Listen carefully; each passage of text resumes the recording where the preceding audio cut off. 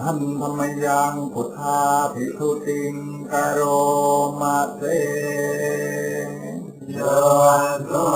สะทานพระโตพระตถาคตเจ้านั้นพระองค์ใดอารังเป็นผู้ไกลจากกิเลสสัมมาสัมพุทโธเป็นผู้ตรัสรู้ชอบได้โดยพระองค์เองวิชาจารณะสัมปันโนเป็นผู้ถึงพร้อมด้วยวิชาและจารณะสุขโตเป็นผู้ไปแล้วด้วยดีโลกวิทูเป็นผู้รู้โลกอย่างแจ่มแจ้ง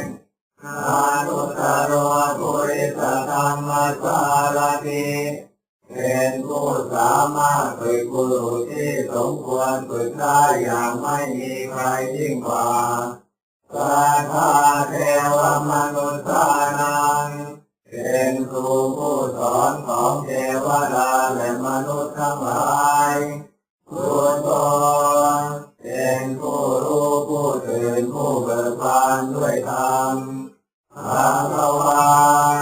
เป็นผู้มีความจำเริญจำแนกคำสั่งสอนสัตว์โยอิมังโลกังสเทวกังสมาระกังสัพพมกัง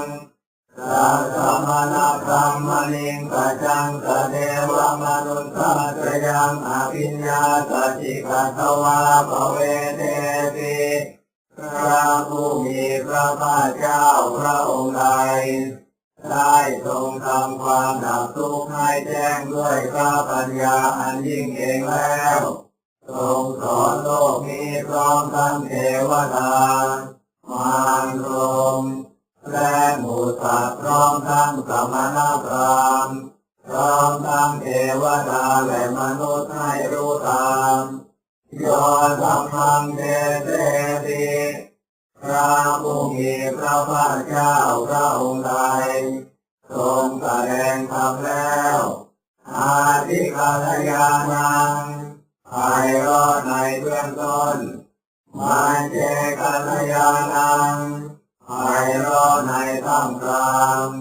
ปริโยสานกัลยาณังไพเราะในที่สุดสาธันตพยัญชนะเกวลปริกุณังปริสุทธังพรหมจริยังปทาเจติทรงประกาศพรหมจรรย์คือแบบแห่งการปฏิบัติอันประเสริฐบริสุทธิ์บริบูรณ์สิ้นเชิงพร้อมทั้งอัตถะพร้อมทั้งพยัญชนะสามังภวันตังอภิปูชยามิข้าพเจ้าบูชาอย่างยิ่งเฉพาะพระผู้มีพระภาคเจ้าพระองค์นั้นสามัง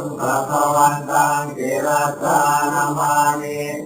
ข้าพเจ้านอบน้อมพระผู้มีพระภาคเจ้าพระองค์นั้นด้วยเสียงกล่าว